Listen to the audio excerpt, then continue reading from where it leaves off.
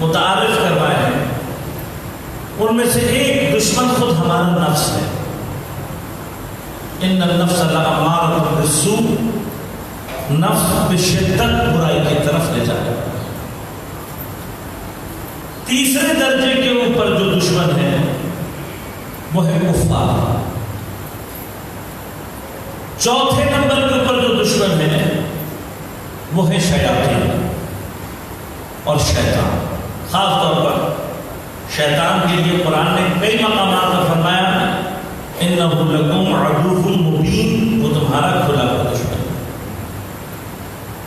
عدوٌ مبین کے لیے دوسری کسی مقام پر اللہ نے لفظ استعمال کیا تو کفار کے لیے استعمال کیا. بس کفار بھی کھلے ہوئے روشن دشمن ہے، شیطان بھی کھلا ہوا دشمن. لیکن میں نے کفار کو تیسرے درجے پر رکھا، شیطان کو چوتھے درجے پر، تو وہ آپ کے ذہن میں مشخص ہو. لیکن پانچویں درجے پر کون؟ شیطان سے بھی زیادہ دشمن مومنین کا کون ہو سکتا؟ قرآن نے ارشاد فرمایا پیغمبر سے لَتَجِدَنَّ، اے میرے حبیب تم حتمن بالضرور پاؤ گے. اب یہ جو میں حتمن اور بالضرور کہہ رہا ہوں یہ وہ تاکیدیں پہنچانے کی کوشش کر رہا ہوں جو اس لفظ میں موجود ہے. قبلہ موجود ہے، صاحب علم و فضل تائید کریں گے میری بات کی. لام لام تاکید ہے، تجدنا میں نون تاکید ثقیلہ. یہ الفاظ آپ کو نہ بھی سمجھ میں آئے تو مسئلہ نہیں ہے، لیکن یہ بات متوجہ ہو جائے کہ عربی میں خاص طور پر تاکید کے لیے لام بھی لایا جاتا ہے اور ایک نون تاکید ثقیلہ ہے بھاری تاکید کے لیے. لتجدنا حتمن پاؤ گے، یعنی یہ چیز ضروری ہے، تم بالحتمن اس چیز کو پاؤ گے. کیا پاؤ گے؟ اشد الناس عداوۃ للذین آمنوا، لوگوں کے درمیان مومنین سے شدید ترین دشمنی کرنے والا. کس کو پاؤ گے؟ الیہود والذین اشرکوا، یہودیوں کو اور مشرکوں کو. اب یہاں پر ایک بحث اور ہے، میں صرف اشارہ کروں گا، تفصیل عرض کروں گا آپ کے سامنے. یہ جو دشمنوں کی میں نے کیٹیگری آپ کی خدمت میں بیان کر دی، اس میں ایک بہت اہم دشمن بیان نہیں کیا. یقیناً آپ کے اذہان میں محسوس ہوگا کہیں نہ کہیں کہ یہ نام مولانا نے لے. وہ کیا ہے؟ منافق. بدترین دشمنوں میں سے منافق ہے. لیکن منافق بدترین دشمن ہے، میں نے کیٹیگری میں کیوں نہیں شامل کیا؟ اس لیے کہ منافق کا ظاہر اسلام ہوتا ہے، باطن کچھ اور ہوتا ہے. اب یہ باطن میں یا کافر ہوگا. منافق اگر کافر ہو تو شاید اتنا خوفناک دشمن نہیں ہوتا، لیکن اگر منافق یہودی یا مشرک ہو تو پھر سب سے زیادہ خطرناک ہوتا ہے. لہذا منافق کی چونکہ اپنی کوئی اصل نہیں ہوتی، یعنی نفاق منافقت خود سے کوئی اصل نہیں ہے. لباس اس نے اسلام کا پہنا ہوا ہوتا ہے، اندر سے اس کا ریشہ کہیں اور ہوگا. وہ اندرونی ریشے کو تلاش کر لیں گے تو منافق بھی قابو میں آ جاتا ہے، پتہ لگ جاتا ہے کہ کہاں سے اس کی ڈوریں پھر رہی ہیں. تو بدترین جو منافق رہے ہیں تاریخ میں، ان کا ریشہ انہی دو میں جا کر ملتا ہے، یا یہودیوں میں یا مشرک. اور انشاءاللہ اس بحث کے مرحلے تک پہنچوں گا تو آپ کی خدمت میں عرض کروں گا. آج ابتدائی طور پر دیکھتے ہیں، میں کوشش کروں گا کہ میں کم از کم دو ابتدائی دشمنوں کو بیان کرتا ہوں آپ کی خدمت میں. سب سے ابتدائی ازواج اور اولاد. اب یقیناً سارے نہیں ہیں، بعض ہو سکتے. مرحلہ کیا ہے تمام دشمنیوں کا؟ قرآن نے بہت تفصیلی بحث کی ہے. خلاصہ تمام تر دشمنیوں کا یہ ہے کہ خدا کے مقابلے پر تمہارا دشمن اور عدو وہ ہے جو تمہیں خدا سے منحرف کر دے، خدا سے تمہیں دور لے جائے. یہ بنا ہے. اب اگر وہ اولاد اور ازواج ہو تب بھی یہی، اگر نفس یہ کام کر رہا ہو تب بھی یہی، کافر اگر یہ کام انجام دے رہا ہو تب بھی دشمن ہے، شیطان اگر یہ کام انجام دے اور یہودی اور مشرک. اصل دشمنی کیا ہے مومن سے؟ بس یاد رکھیے گا، صرف جان کا خطرہ دشمنی نہیں ہے. مال کے لٹ جانے کا اور اس طرح کی دیگر مشکلات کا پیدا ہو جانا یہ دشمنی نہیں ہے، کیونکہ اس دشمنی کا تعلق ذات سے ہے. قرآن جس دشمنی کی بات کر رہا ہے وہ کون سی دشمنی ہے؟ وہ دشمنی کہ جو تمہیں خدا اور دین اور راہ حق سے منحرف کر رہے ہیں. لہذا غور کیجیے گا، ہمارے مقابلے پر جو بھی دشمن ہے، تفصیلات میں عرض کروں گا آپ کی خدمت میں، یہ جو ہماری وہ جان پر حملہ کر رہا ہے، مال پر حملہ کر رہا ہے، ہمیں مختلف قسم کی مصیبتوں میں ڈال رہا ہے، یہ اس لیے نہیں ڈال رہا کہ وہ ہمیں مارنا اور ہمیں مشکل میں ڈالنا چاہتا ہے. اس کا اصل مقصد کیا ہے؟ اس کا اصل مقصد یہ ہے کہ ہم اپنے دین سے ہاتھ اٹھا رہے ہیں. لہذا قرآن واضح طور پر پیغمبر کو کہتا ہے، پیغمبر جب تک تم اپنے دین سے ہاتھ نہیں اٹھا لو گے یہ تم سے راضی نہیں ہوگا، نہیں چھوڑیں گے. جب تک تم اپنے دین سے، اپنے ہدف سے، اپنی حق سے ہاتھ نہیں اٹھا لو گے تب تک یہ تمہیں چھوڑیں گے.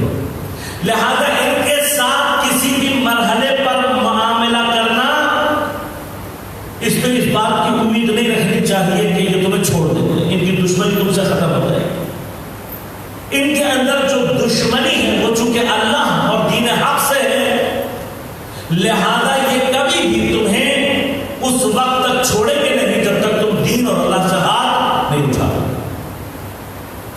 لہذا ہمیں اور آپ کو بھی یہ بات ذہن میں رکھنی ہے کہ اگر ہمارے اور آپ کے مقابلے میں کوئی دشمن موجود ہے تو ہمارے اور آپ کے پیچھے ہٹ جانے سے یہ اپنی دشمنی سے ہاتھ نہیں اٹھائے گا. ہم کسی معاملے پہ اگر کمپرومائز کریں، کسی بات پر اگر ہم کمپرومائز کریں یہ سوچ کر کہ چلو ہم یہاں کمپرومائز کر لیں تو کم نہیں، یہ دشمن جس طرح سے رہبر معظم امریکہ کے بارے میں فرماتے ہیں کہ یہ کیا کرتا ہے، یہ ہمیشہ آپ سے ڈو مور کی خواہش رکھتا ہے. آپ ایک قدم پیچھے ہٹیں گے یہ آپ سے 2 قدم کی ڈیمانڈ کرے گا. آپ 2 قدم پیچھے ہٹیں گے، جب تک آپ راہ حق سے ہٹ نہیں جاتے یہ آپ سے اپنی دشمنی ختم نہیں کرے گا. لہذا دشمن سے کمپرومائز یہ سوچ کر کرنا کہ اس سے کسی بات پر کمپرومائز کر کے دشمنی کم ہو جائے گی، یہ خام خیال ہے. ہدف چونکہ اس کا دین حق سے ہٹانا ہے آپ کو، جب تک یہ حاصل نہیں ہوگا چھوڑے گا. اب اس مرحلے میں بعض اوقات بعض افراد کے ساتھ یہ مسائل پیش آتے ہیں. اب میں عرض کر رہا ہوں کہ چاہے وہ شوہر ہو چاہے وہ بیوی، اس چیز کو اپنے ذہن میں رکھنا ہے کہ ہمارا کوئی عمل خانوادے کی زندگی میں، فیملی لائف میں ایسا نہیں ہونا چاہیے کہ جو ہمارے ساتھی کو دین حق سے انحراف کی طرف لے کر جائے. کوئی عمل ایسا نہیں ہونا چاہیے، نہ مرد کی جانب سے ہونا چاہیے نہ خاتون کی جانب سے. اسی طرح سے اولاد. اب بات سمپل سی جو پہنچانا چاہتا ہوں میں دل کہ یہ بیویاں یا شوہر یا اولاد، یا اب ایک جملے میں کہہ دوں فیملی، دشمن کا حدت ہے. جہاں پر انسان اپنی فیملی، اپنے بچوں کی خاطر ان کی محبت میں اتنا گرفتار ہو جائے کہ پھر اس کے اندر حق اور باطل کے درمیان میں فیصلہ کرنے کی تمیز باقی نہ رہے. اگر اس مرحلے پر آ جائے، اب یہ شروع کہاں سے ہوتا ہے؟ شروع اس کی ابتدا ہوتی ہے چھوٹی چھوٹی خواہشات جن کا نتیجہ مال حرام کی طرف جاتا ہے. چھوٹی چھوٹی خواہشات ہیں. معمولاً خواتین میں یہ کیفیت زیادہ پائی جاتی ہے کہ چھوٹی چھوٹی چیزوں کے لیے شوہروں کو پریشرائز کرتی ہیں، وہ بیچارہ مجبور ہو کر کہیں نہ کہیں مال حرام کی طرف متوجہ ہوتا ہے. یہ ابتدا ہے. انتہا کہاں تک پہنچتی؟ اولاد. ہم یہ سمجھتے ہیں کہ اگر ہم نے رشوت سے یا چوری کر کے یا فلاں چیز کر کے اپنے بچوں کو ہم نے بہترین اسکول میں پڑھا دیا تو یہ کامیابی ہے. حرام ذریعے سے بہترین تعلیم دلوانے کا نتیجہ کیا نکلے گا یہ آپ نے سوچا نہیں. لہذا میں تفصیل میں نہیں جاؤں گا، میں صرف ایک آدھ مثال بیان کروں گا اور بات کروں گا. اولاد کی وجہ سے کوئی انسان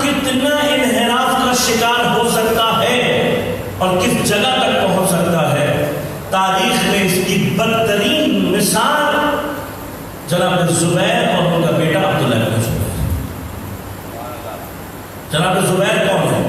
میں ذرا سا تعارف کرا دوں تاکہ ہمیں اور آپ کو یہ سمجھ میں آ جائے کہ دین لے کر چلنا اتنا آسان کام نہیں. کون ہے؟ بنو ہاشم سے تعلق ہے، پھوپھا لگتے ہیں پیغمبر کے اور مولا کائنات، اور بہت شروع میں اسلام قبول کرنے والے لوگ، مکہ کی زندگی میں بھی مسائل اور مسائل جھیلنے والے، شام ابو طالب کی سختیاں اٹھانے والے، ہجرت کر کے پیغمبر کے ساتھ مدینہ آئے. مدینہ میں کوئی جنگ ایسی نہیں ہے جس میں جناب زبیر کہیں ہمیں پیچھے نہ لگا، حتیٰ بھاگنے والوں میں بھی سے. اور مولا کائنات سے رشتہ داری کے علاوہ آپ کو حق اور حقانیت کے اعتبار سے محبت اتنی ہے کہ سب لوگ جانتے ہیں. یہاں تک کہ بعض تاریخ دانوں نے یہ لکھا ہے کہ جب مولا کائنات اپنی ولایت کے لیے لوگوں کو دعوت دے رہے تھے، جناب سیدہ بچوں کا ہاتھ پکڑ کے دروازوں پر جا رہی تھی، اور آپ نے فرمایا کہ جو میری ولایت کی گواہی دینے والے ہیں وہ سر مڈا کے کل مسجد میں پہنچ جائیں. تو جو 4 آدمی سر مڈا کر اور تلوار لے کر پہنچے تھے، ان میں سے بعض کے نزدیک ایک شخص جناب زبیر.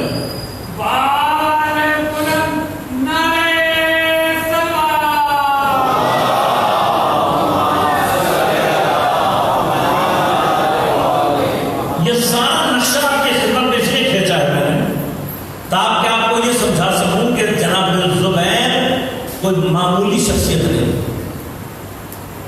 اب یہی شخصیت ہے کہ جو ابتدا میں مولا کائنات کے برابر اس مقام تک کھڑی. کتنے سال کا فاصلہ ہے؟ 25 سال. 25 سال کا فاصلہ ہے. 25 سال کے بعد یہی شخصیت کہاں کھڑی ہے کہ جب مولا کائنات ظاہری طور پر خلافت پر بیٹھے تب بھی آپ کے ہاتھ پر بیعت کی ہے انہوں نے، لیکن پھر اپنے بیٹے عبداللہ کی وجہ سے اس کی محبت میں مکہ سے مدینہ سے فرار کیا، بصرہ پہنچے، اور اس لشکر کی علمداری سنبھالی کہ جو بعد میں لشکر جمل کے عنوان سے معروف ہے. جناب زبیر البتہ ان کے بارے میں اختتام میں تاریخ میں مختلف نظرات ہیں. جب آپ میدان جنگ میں مولا کائنات کے سامنے آئے ہیں تو مولا نے یاد دلایا گا، زبیر تم نے اتنی قربانیاں دی ہیں، زبیر تم جانتے ہو میں کون ہوں. اور پھر بعض روایات کے مطابق جناب زبیر نے توبہ کی، اور جب واپس جا رہے تھے تو اسی عبداللہ نے جو بیٹا ہے جس کی محبت نے زبیر کو اس جگہ تک پہنچایا، اپنا جاسوس بھیج کر باپ کو قتل کروا. بعض مورخین کے مطابق خود اس نے یہ کام انجام دیا. جس بیٹے کی محبت میں زبیر علی علیہ السلام کو سامنے، لہذا قرآن کیا کہہ رہا ہے؟ فَاحْذَرْهُمْ، ایسی اولاد جو تمہیں دین کے راستے سے، ایسی اولاد جو تمہیں اللہ کے راستے سے، ایسی بیویاں یا ایسے شوہر جو تمہیں اللہ کے راستے سے، دین کے راستے سے ہٹانے والے ہوں، فَاحْذَرْهُمْ، ان سے ڈر کر. اب بیویاں کس لیول تک جا سکتی ہیں اور شوہر نے کہا وہ ایک تفصیل ہے جو کبھی اور انشاءاللہ. دوسرا دشمن انسان کا نفس. نفس کی دشمنی کا مرحلہ کیا ہے کہ جب وہ برائی کی طرف انسان کو لے جانے لگے. ان النفس لامارۃ بالسوء، حضرت یوسف علیہ السلام ایک معصوم نبی ہو کر اللہ کے، اور کیا فرما رہے ہیں؟ ان النفس لامارۃ بالسوء، نفس بشدت برائی کی طرف حکم دینے والا. نفس کب دشمن ہے؟ نفس بھی اس وقت دشمن ہے کہ جب انسان نفس کی خواہشات اور نفس کی لذات کے پیچھے اتنا دیوانہ ہو جائے کہ وہ خدا کی معصیت اور گناہ کرنے سے نہ گھبرائے. بس اصل کیا ہے؟ اصل یہ ہے کہ جو بھی چیز انسان کو اللہ کے راستے سے منحرف کر دے، دین کے راستے سے منحرف کر دے، وہ دشمن ہے انسان۔ اور دشمنی سے بچنے کا راستہ کیا ہے اس مقام پر؟ کہ ان سے بچے انسان۔ اب اگر خدا نہ خواستہ کوئی بیوی، کوئی اولاد ایسی ہے تو ان سے محبت یا ان کے ساتھ رعایت یا ان کے ساتھ برتاؤ اس حد تک رہے آپ کا کہ جہاں پر وہ برتاؤ آپ کا حق سے نہ ٹکرائے۔ لہذا چاہے وہ بیوی یا شوہر ہو یا اولاد، ان کی محبت انسان کو دین کی مخالفت کی طرف نہ لے کر جائے۔ یہ وہ مقام ہے کہ جہاں تک آپ نے ان کے ساتھ برتاؤ کرنا۔ نفس کا مسئلہ کیا ہے؟ نفس کا مسئلہ صرف تربیت ہے۔ اگر آپ تربیت اپنی اچھی کریں بچوں کی،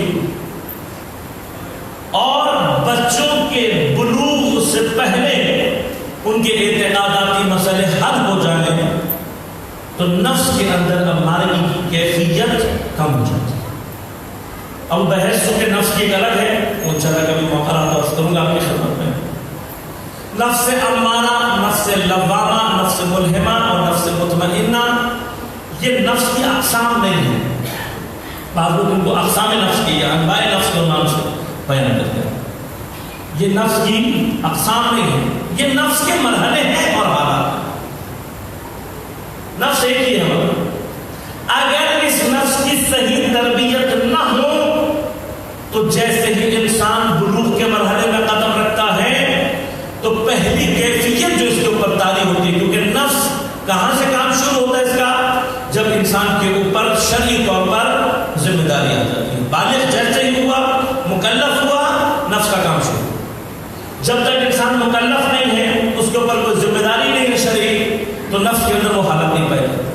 لیکن جیسے ہی بلوغ آتا ہے، جیسے ہی انسان کے اوپر حلال حرام کی قید کرتی ہے، اگر انسان کا نفس تربیت یافتہ نہ ہو تو پہلی حالت جو اس کے اندر پیدا ہوتی ہے وہ نفس امارہ ہے، یعنی بے شدت برائی کی طرف لے جانے والا ہوتا ہے۔ ایک بے محال اونٹ کی مانند ہوتا ہے کہ اگر قابو نہ کیا جائے یا خود ہلاک ہو جاتا ہے یا اپنے مالک کو مار دیتا ہے۔ دوسری جو حالت ہے وہ لبامگی کی حالت بطور فکری انسان کے اندر موجود رہتی ہے۔ کتنے ہی بے تربیت انسان کیوں نہ ہو، کتنے ہی بڑے کافر کی اولاد کیوں نہ ہو، کتنے ہی کافر ماحول میں کیوں نہ پلا بڑا ہو، بالغ ہونے کے بعد جب بھی گناہ کرے گا کچھ عرصے تک اس کے نفس کے اندر سے ایک ملامت اور شرمندگی کی کیفیت پیدا ہوگی، یہ فطری طور پر۔ لیکن اگر امارگی کی کیفیت شدید ہو جائے تو پھر لبامگی کی کیفیت ہمیشہ کے لیے ختم ہو جاتی ہے اور انسان کفر اور شرک کے اس سلسلے میں چلا جاتا ہے کہ جہاں پر ہدایت کے دروازے اپنے اوپر بند کر دیتے ہیں۔ لیکن اگر لبامگی کی کیفیت، یعنی یہ جو ملامت ہے، گناہ کرنے کے بعد احساس ندامت ہے، اس کیفیت کو انسان تقویت دے، انسان کے نفس میں طہارت پیدا ہونا شروع ہو جاتی ہے۔ اور اگر لبامگی کی کیفیت اتنی شدید ہو جائے کہ پھر نفس کو برائی کے حکم دینے کی کوئی گنجائش نہ چھوڑے تو انسان کا نفس اتنا پاکیزہ ہو جاتا ہے کہ پروردگار اس نفس کے اوپر الہام کرتا ہے جس کیفیت میں یہ نفس ملہمہ ہے۔ اور اگر نفس ملہمہ کی کیفیت باقی رہے تو نفس کا کمال نفس مطمئنہ کہلاتا ہے۔ اب بس صرف ایک ابتدائی بات کروں گا جو کہ ضروری ہے اور آپ کی ضرورت کو بتاؤں۔ یہ جو کیفیت امارگی ہے، یہ جو کیفیت نفس ہے کہ جو برائی کی طرف شدید طریقے سے ہمیں لے کر جاتی ہے، اس کو روکنے اور کنٹرول کرنے کا واحد ذریعہ یہ ہے کہ اپنے بچوں کو بالغ ہونے سے پہلے عقائد سکھائیں اور 5 عبادات کی تربیت کریں۔ 2 عبادتیں خاص طور پر جس کی تربیت کا ذکر ملتا ہے، ایک نماز اور ایک روزہ۔ اس کے لیے باقی کسی عبادت کے لیے ہمیں نہیں ملتا کہ اپنے بچوں کو عادت ڈلوائی جائے اس کی. ایک نماز ہے، فرمایا 7 سال کی عمر سے اپنے بچوں کو عادت ڈالو اور اسی طرح سے. لیکن عصر میں یہ جو وقت اللہ تبارک و تعالیٰ نے رکھا ہے انسان کی پیدائش سے لے کر اس کے بلوغ تک کا، اب ہمارا مسئلہ کیا ہے؟ ہمارا مسئلہ یہ کہ ہم یہ سمجھتے ہیں کہ عقائد کوئی بہت مشکل سی چیز ہے. توحید، نبوت، قیامت، امامت، یہ کوئی بہت مشکل سی چیز ہے، لہذا جب یہ بڑا ہوگا پھر اس کو سمجھا دیں گے. اور جب بڑا ہوتا ہے تو اسے بڑا ٹائم ہی نہیں ہوتا، کیونکہ اس نے میٹرک کرنا ہوتا، اس نے انٹر کرنا ہوتا، اس نے اپنی زندگی بنانی. تو اس کے بعد بھی ٹائم نہیں ملتا، نوکری کرنے لگتا ہے. پھر ٹائم ملتے ملتے جب پتا لگتا ہے کب ٹائم ملتا ہے اسے، جب وہ خود ریٹائر ہو جاتا ہے. اور پھر ریٹائرمنٹ کے بعد اسے خیال آتا ہے کہ یہ تو پتا کروں کہ یہ توحید ہوتی کیا ہے، یہ نبوت ہوتی کیا ہے، امامت ہوتی کیا ہے. شوق بہت ہوتا ہے ہمیں بچوں کو عقائد سکھانے کا، لہذا ہم بچہ جب بھی بیچارہ صحیح سے اس نے ماما بابا بولنا شروع نہیں کیا ہوگا، ہم اسے یاد کرا رہے ہوتے کہو بیٹے اللہ محمد علی فاطمہ. اگر بچہ دوہرا لے یاد کر لے تو ہم سمجھتے ہیں کہ ہم نے بڑا احسان کر دیا اللہ پر، اور اب یہ بچہ ایسا مسلمان ہو گیا کہ کہیں نہیں جا سکتا. ہوتا کیا ہے، بچہ ذرا سا جب ہم اس کو بتاتے ہیں کہ اللہ ایک ہے تو پوچھتا ہے کون ہے اللہ. اب یہاں سے ہمارے اپنے مسائل شروع ہو جاتے ہیں. لہذا میں یہ بات کہتا ہوں اور بڑی تاکید کے ساتھ کہتا ہوں، منکر و نکیر کتنی مرتبہ آئیں گے قبر میں؟ قبر میں ایک دفعہ آئیں گے. اس سے پہلے آئیں گے؟ زندگی میں منکر و نکیر آتے ہیں؟ کوئی تصور نہیں ہمارے پاس زندگی میں منکر و نکیر کا. منکر و نکیر کا تصور صرف کہاں ہے؟ قبر.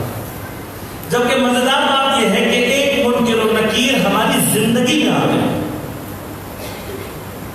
اور زندگی والے منکر و نکیر کو جو جواب دے سکتا ہے، ان کو جو کلیئر کر سکتا ہے معاملات، وہ قبر والے منکر و نکیر سے بھی پاس ہوتا ہے.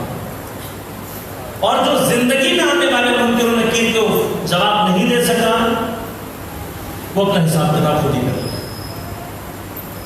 زندگی میں منکر و نکیر کون ہوتے ہیں؟ آپ کے اپنے بچے جنہیں آپ عقائد سکھا رہے ہوتے ہیں. اب جب آپ اس کو بتانا شروع کرتے ہیں کہ میرا بھی ایک خدا ہے اور میرے بیٹے کو بھی پتا ہونا چاہیے کہ میرا خدا ہے، تو آپ اسے بتاتے ہیں کہ اللہ ایک، وہ کہتا ہے اللہ ایک. پھر پوچھتا ہے کون، کہاں، کیسا. ہمارے لیے مسائل شروع ہو جاتے ہیں. جو کام ہم کرتے ہیں اسلام دشمنی کی بنا بعض اوقات وہیں سے ڈر جاتی ہے، دین دشمنی کی بنا وہیں سے ڈر جاتی ہے. کیا کرتے ہیں؟ زیادہ تر جو کام ہوتا ہے وہ یہ ہوتا ہے کہ ہم اپنے بچوں کو غلط عقائد ٹرانسفر کرنا شروع کر دیتے ہیں. اس کی وجہ یہ ہوتی ہے کہ ہمیں خود نہیں پتا. اگر ہم کہتے ہیں کہ اللہ ہر جگہ ہے تو بچہ کہتا ہے کہ پھر نظر کیوں نہیں آتا. اگر اللہ طاقتور ہے تو بچے کے بہت سارے سوالوں کے جواب ہم نہیں دے پاتے. تو یہ کیوں نہیں کرتا، وہ ایسا کیوں نہیں کرتا، وہ ایسا کیوں نہیں کرتا. لہذا ہم فوراً اللہ تعالیٰ کو شفٹ کر دیتے ہیں آسمان میں. جیسے ہی اللہ کو آسمان پر بھیجتے ہیں تو بچہ پوچھتا ہے کہ نہیں کیا نیچے نہیں. ہم کہتے ہیں ہر جگہ ہے، تو کہتا ہے ہر جگہ تو کیا میرے اندر بھی ہے. اب اگر کہیں گے تمہارے اندر ہے تو بھی مسئلہ، اور اگر کہیں گے نہیں ہے تو بھی مسئلہ. جب بہت سارے ایسے پیچیدہ سوال بچہ کرنا شروع کرتا ہے، نتیجہ کیا نکلتا ہے؟ یا ہم اس کو غلط عقائد پر اس وقت اس کو خاموش کرنے کے لیے کوئی غلط سی بات اس کو بتا دی، یہ سوچے سمجھے بغیر کہ جو غلط بات ہم بتا رہے ہیں وہ بچے کا عقیدہ بن جائے. وہ غلط عقیدہ اس کے وجود میں راسخ ہو جائے گا، جس کو نکالنا امام جعفر صادق علیہ السلام کا بات ہے.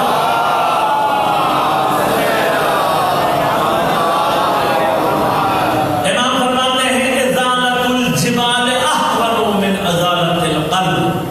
پہاڑ کا ہٹا دینا، پہاڑ کو ختم کر دینا آسان ہے، دل سے عقیدے کو تبدیل کرنا سخت ہے. اور وہ عقیدہ ہم نے بچے کے دل میں ڈال دیا. اب جب وہ جوان ہو کر اسی عقیدے کے مطابق عمل کرتا ہے تو ہم پریشان ہو جاتے ہیں. پھر ہم کہتے ہیں یہ کہاں سے سیکھا, اور یقیناً ہمارا اشارہ ہمیشہ گھر سے باہر ہوتا ہے, جبکہ ریشہ ہم نے اپنے. اس سے جو زیادہ خطرناک ہے وہ کیا ہے کہ جب ہم اپنے بچوں کو ان کے سوالوں کے جواب نہیں دے پاتے اور وہ ضد کر رہے ہوتے ہیں تو ہم ایک تھپڑ لگاتے ہیں. اور 2 یا 3 دفعہ اگر ایسا ہو جائے تو بچے کے ذہن میں یہ بات بیٹھ جاتی ہے کہ خدا وہ ہے جس کے لیے تھپڑ لگتا ہے. لہذا خدا اور دین سے نفرت بچے کے وجود کا حصہ بن جاتا ہے, جس کو ہم کبھی بھی محسوس نہیں کر پاتے. علاج کیا ہے؟ علاج بعد میں بتاؤں گا, پہلے ایک بات یہ سن لیجیے. جو آدمی اپنے ہی بچوں کو اپنا عقیدہ نہ سمجھا سکے, سوچیں, جو انسان, جو مسلمان اپنے ہی بچے کو اپنا عقیدہ نہ سمجھا سکے, نہ بتا سکے, وہ قبر میں منکر و نکیر کو کیا سمجھائے گا؟ ہم سمجھتے بڑا آسان کام ہے, منکر و نکیر آئے گا اور ہم فٹافٹ. ایسا کچھ نہیں ہے. خدا کے لیے بیدار ہوگا. اگر آپ اپنے بچے کو نہیں سمجھا سکتے, لکھ لیں کہ منکر و نکیر کو جواب نہیں دے سکتے. اپنے بچے کو تو آپ جھٹک کر مار کے بھگا دیں گے, وہاں ہنڈر ہوگا منکر و نکیر کے ہاتھ میں,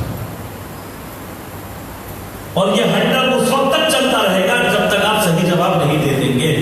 اور خدا نہ خواستہ اگر مجھے صحیح جواب نہیں آتا تو ہنڈر کب تک چلے گا یا نہیں چلے گا. لہذا کسی خود فہمی میں رہنے کی ضرورت نہیں. امام بھی اس کی مدد کرنے آئیں گے جنہوں نے ان کو صحیح پہچانا ہوگا.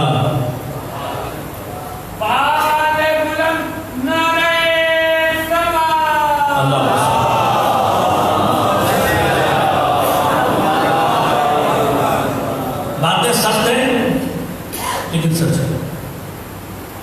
منکر و نکیر کا جواب اگر دینا ہے, بہترین حل کیا ہے؟ اپنی اولاد ٹرانسفر کریں صحیح.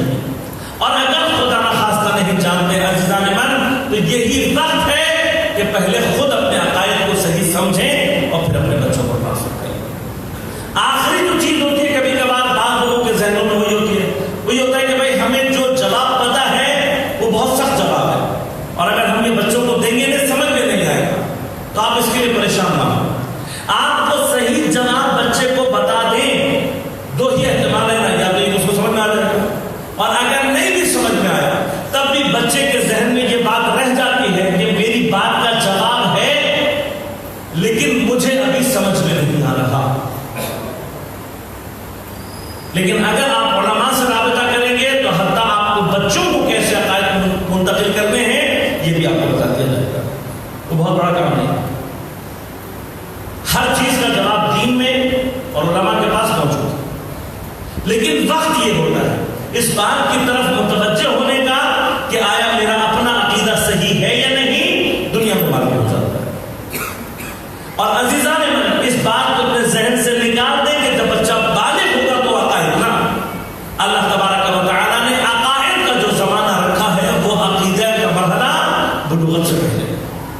لہذا جس بچے کی توحید اس کے بلوغت سے پہلے کلیئر ہو جائے گی, جس بچے کا عقیدہ نبوت, امامت اور قیامت اس کے بلوغ سے پہلے کلیئر ہوگا, اس بچے کو بالغ ہونے کے بعد عبادت کرنے میں تکلیف نہیں ہوگی. لہذا یہ جو بعض اوقات ہم سمجھتے ہیں کہ ہم اپنے بچے کے ساتھ یہ دشمنی کریں گے اگر ہم نے اس کو عقائد پڑھا دیے. اسکولنگ بہت ضروری ہے, لیکن اگر آپ سے کوئی کہہ دے کہ جی اپنے بچے کو عقیدہ پڑھا دیں تو ہم سمجھتے ہیں کہ نہیں, یہ بہت خطرناک کام, ہمارے بچے کی زندگی ضائع ہو جائے گی. لیکن اگر آپ کا بچہ بغیر قرآن اور بغیر عقائد کے اپنی زندگی میں عملی داخل ہوا تو آپ اس کے ساتھ کیا کر رہے ہوں گے. لہذا اس سے پہلے یہ سارے جتنے بھی مراحل ہیں یہ دشمنی, نہ اپنی اولاد سے دشمنی کریں اور نہ اپنی اولاد کی تربیت ایسی کریں کہ وہ آپ کے لیے دشمن بن جائے. لہذا اولاد اگر دشمن بن جائے تو میں نے اصل انسان کو امام وقت کے سامنے لا کر کھڑا کر دیتے. اولاد اگر دشمن خدا، حضرت نوح کا جو واقعہ ہے کیوں بیان کیا اللہ تعالیٰ نے؟ نبی کا بیٹا ہے لیکن اگر اللہ کا دشمن ہے تو نبی کا اہل نہیں. ڈوبتے ہوئے بچے کے لیے کہہ رہے پروردگار یہ میرا اہل کیوں کہہ رہے یہ جملہ؟ تاکہ تا قیامت کے بعد باقی رہے کہ ایسا نہیں ہے کہ میرے دل میں باپ کی حیثیت سے اس کے لیے کوئی جگہ نہیں ہے. لیکن جب قرآن کہتا ہے کہ نہیں اس کا عمل غیر صالح ہے، یہ صحیح نہیں ہے، تو پھر اس کے بعد کوئی آہ نہیں ہے حضرت کی زندگی میں. وہ نبی جو ساری زندگی رویا ہے، جس کی وجہ سے اس کا نام نوح پڑا ہے، اس نے اپنے بیٹے کے لیے گریہ نہیں کیا.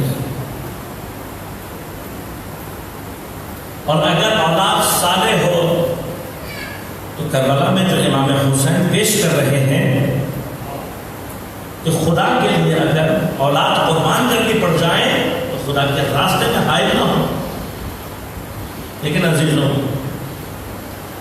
امام حسین علیہ السلام اولاد کی قربانی کربلا سے شروع کی ہے میرے موقع میں اور شام تک کی. اور جو مرحلہ ایمانی اس اعتبار سے ہم امام کا دیکھ رہے ہیں، یقیناً کربلا کی مائیں بھی اس مرحلے میں شامل ہیں کہ جو اپنے ہاتھ سے اپنے بچوں کو آمادہ کر کے حسین کی خدمت پروردگار کے حضور بھیجتے ہیں. اپنی عزت اپنی آبرو لے کر اہل بیت علیہ السلام بازاروں اور درباروں میں کھڑے.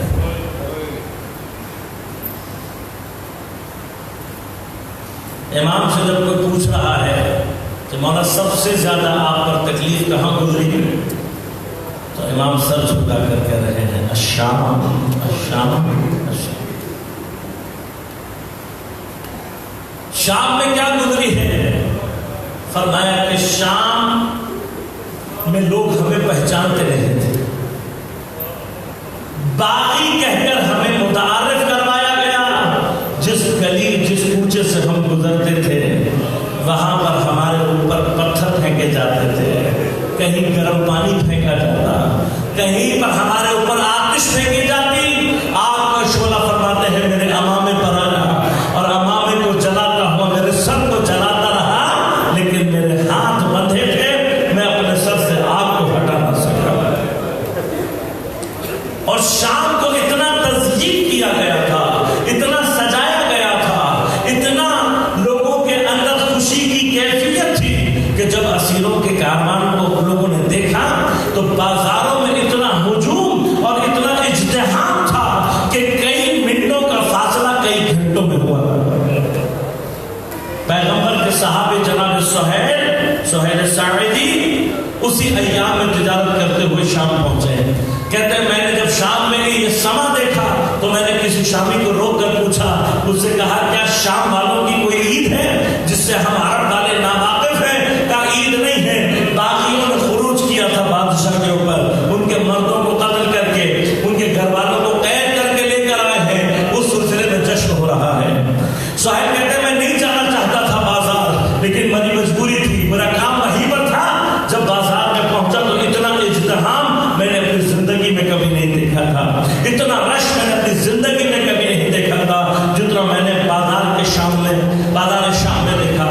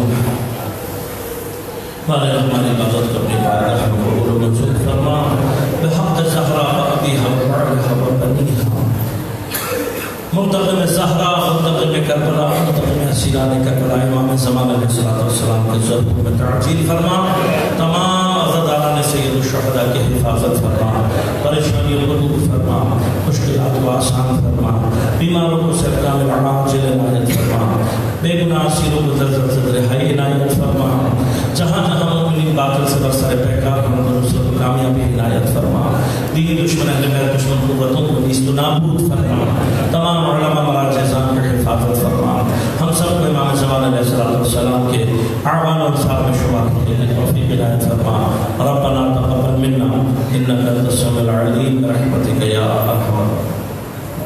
سبحان اللہ، جزاک اللہ، ہم علامہ